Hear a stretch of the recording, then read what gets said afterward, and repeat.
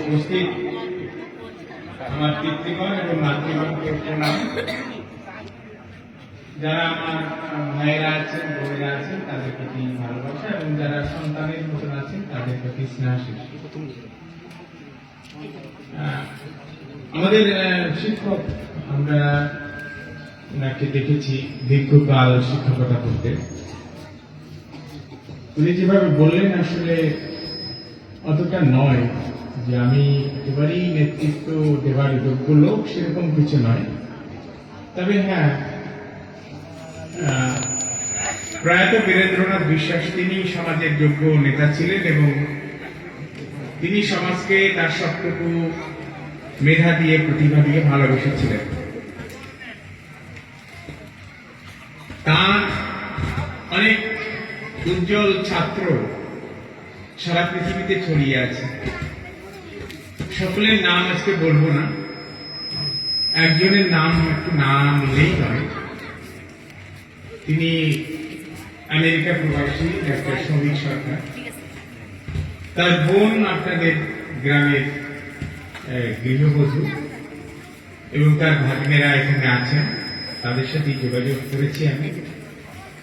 প্রকৃতপক্ষে আমি রাজনৈতিক নেতা নই, আমি একজন মানবাধিকার কর্মী এবং যেহেতু একটি পরিবারে আমি জন্মেছি, বিশ্বাসের ভাইয়ের ছেলে আমি, স্বাভাবিকভাবে যারা তার ছাত্র, যারা তার অনুসারী, তারা আমাকে বিভিন্ন কাজে উৎসাহ দেন।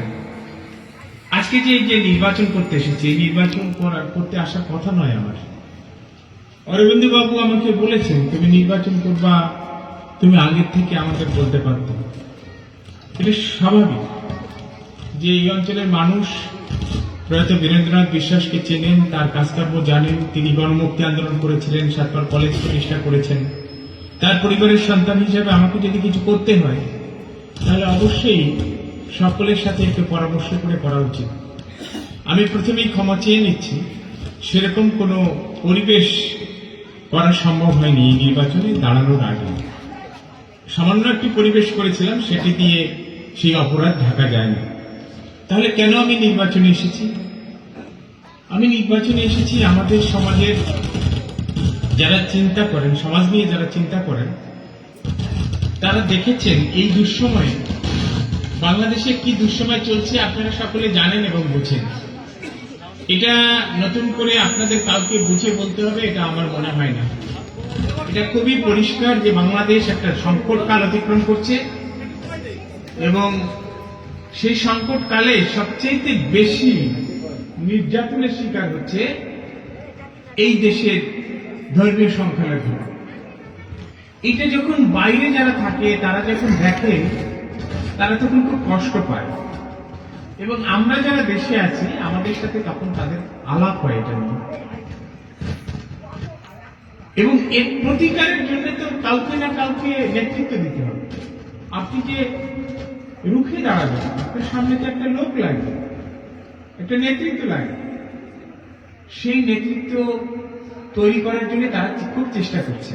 সেই নেতা কে হবে সেটা আমরা এখনো সিদ্ধান্ত নিতে পারিনি, কিন্তু সেটা নিয়ে আলোচনা চলছে এবং সেই আলোচনা একটা পর্যায়ে আমরা অনেকের নাম, আপনারা যারা আমার ফেসবুকে আছেন তারা দেখবেন যে আমরা আলোচনার একটা পর্যায়ে আমরা ঠাকুর সুব্রত ঠাকুরের নাম ভেবেছিলাম, আমরা অনিল কৃষ্ণ রায়ের ছেলের নাম ভেবেছিলাম, আরো অনেকের নাম ভেবেছিলাম যে তাদের যে কেউ যদি এই আসনে প্রার্থী হয় তাহলে আমরা সকলে মিলে তার পক্ষে কাজ করব।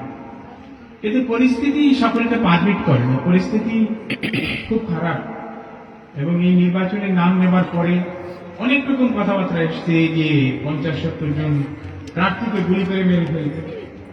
এই যে ঘটনাগুলো, এই ঘটনার পরিপ্রেক্ষিতে আমাকে বলেছে একটা কারণে, বিশেষ কারণে,